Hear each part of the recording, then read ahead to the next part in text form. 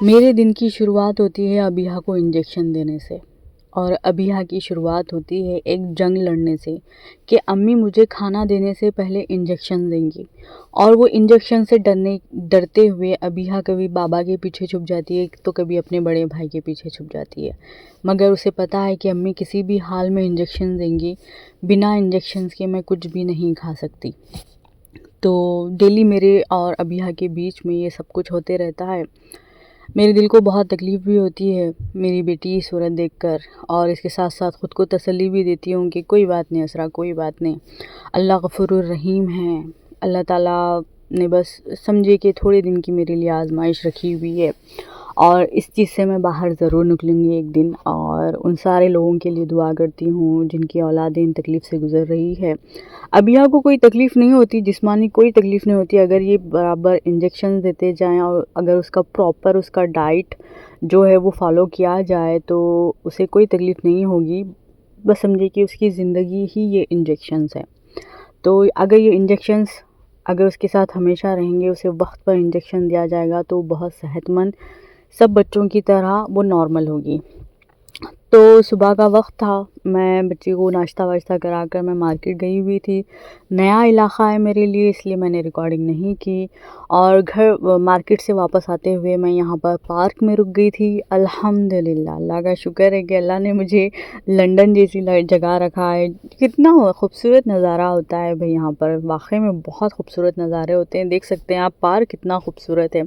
بیٹی بہت خوش تھی، بہت بحال تھی، اور اللہ کا شکر ہے میں بیٹھی ہوئی ویڈیو ریکارڈ کرتے ہوئے بھی میں اللہ کا شکر ادا کر رہی تھی کہ میرے اللہ تو نے مجھ پر کتنا بڑا کرم کر دیا ہے۔ میں تو لائق ہی نہیں تھی شاید ان ساری چیزوں کے، اگر میں انڈیا میں ہوتی تو پتہ نہیں کتنے ڈپریشن میں ہوتی، کس حد تک میں پریشان ہوتی،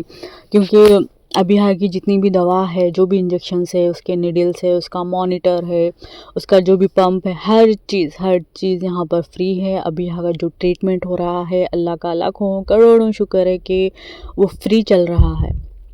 تو ہمارے اوپر وہ برڈن نہیں ہے کہ اس کے لیے ہر 15 دن میں انجیکشنز لینے پڑیں گے، فلانا۔ ہم نے دیکھا ہے کہ انڈیا میں اگر ہوتے تو انڈیا میں اس کا کتنا کاسٹ ہوتا، بہت مہنگا تھا بھی، بہت میڈیکل تو بہت مہنگا ہے انڈیا میں۔ تو اللہ تعالیٰ نے اگر مجھے تھوڑی سی تکلیفیں دی بھی ہے، اگر یہ میری آزمائش بھی ہے، میری بیٹی کی بھی آزمائش ہے، تو اللہ تعالیٰ نے اس کے ساتھ ساتھ نا مجھے بہت آسانیوں کے ساتھ بھی رکھا، بہت خوبصورت جگہ رکھا۔ اللہ نے بہترین سے بہترین میرے لیے راستے بنائے، میرے لیے اسباب بنائے اللہ تعالیٰ نے، تاکہ میں زیادہ پریشان نہ ہوں۔ تو اللہ تعالیٰ کو پتہ ہے کہ اسرا اس سے زیادہ تکلیف نہیں جھیل سکتی، تو اس لیے اللہ تعالیٰ نے میری جتنی قوت ہے مجھ پہ اتنی ہی تکلیفیں ڈالی ہے بھئی۔ اسی لیے کہتے ہیں نا کہ تقدیر پر ہمیشہ راضی رہا کرو، تو ہمیں وہی ملتا ہے جو ہماری تقدیر میں لکھا ہوا ہے، اور وہ کسی بھی حال میں ہم سے نہیں چھین سکتا، چاہے وہ اچھا ہو، برا ہو، چاہے کچھ بھی ہو بھئی۔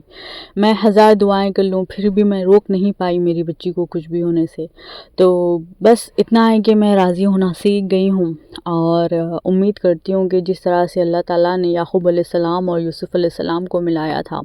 اور جس طرح سے اسی بات پہ مجھے ایک چھوٹا سا قصہ یاد آ گیا۔ اس کے ساتھ ساتھ میں آپ کو یہ بتا دوں کہ بہت بار ہوتا ہے نا کہ انسان کی فطرت ہوتی ہے کہ جب اس کی زندگی میں آسانیاں، خوشیاں، کامیابیاں، سکون، ساری چیزیں ہوتی ہیں، اور سڈنلی اس کے ساتھ کچھ برا ہو جاتا ہے، تو انسان کا سب سے پہلے ذہن میں یہ بات آتی ہے کہ کہیں کسی کی نظر تو نہیں لگی۔ نظر لگنا، حسد، اور کسی کا آپ کے ساتھ کچھ برا کرنا، یہ ساری چیزیں حقیقت ہے، اس سے بچنا بھی چاہیے، بالکل بچنا چاہیے، بٹ ہمیشہ آپ کے لیے نظر نہیں ہو سکتی، ہمیشہ یہ نہیں ہو سکتا کہ کسی نے آپ کے اوپر جادو کچھ اچھا کر دیا، یہ کچھ بھی نہیں ہوتا،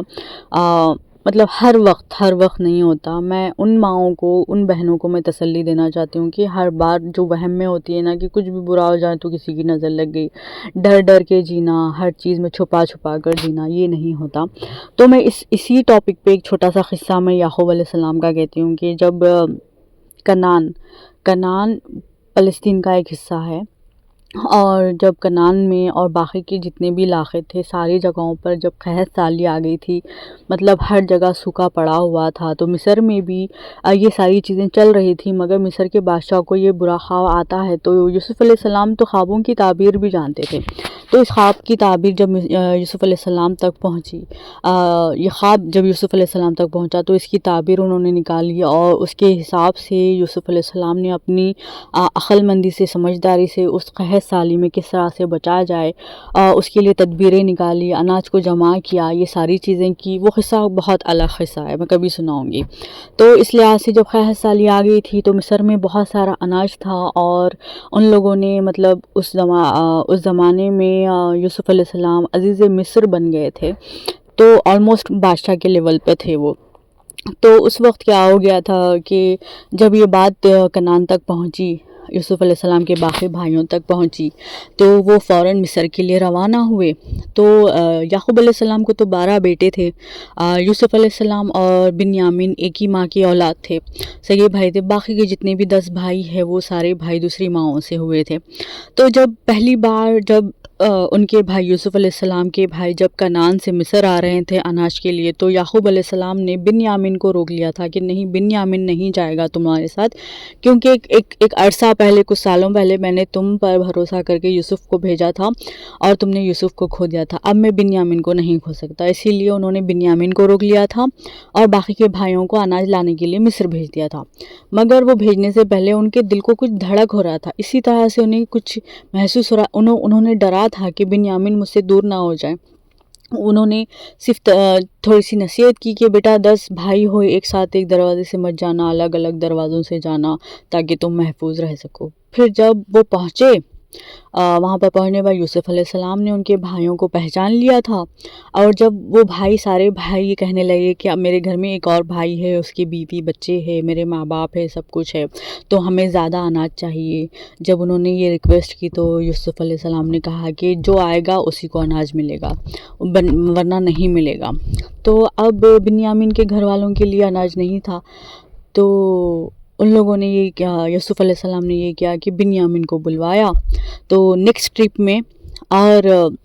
جب دوسری بار جب بنیامین پورے بھائیوں کے ساتھ آ گئے تھے تو بنیامین کو ایک چوری کے الزام میں جب اناج دے دیا گیا، انہیں بھیج رہے تھے، آدھے راستے میں ان کے سپاہیوں نے انہیں روک لیا تھا کہ بنیامین کے جو اناج کا جو تھیلا تھا اس میں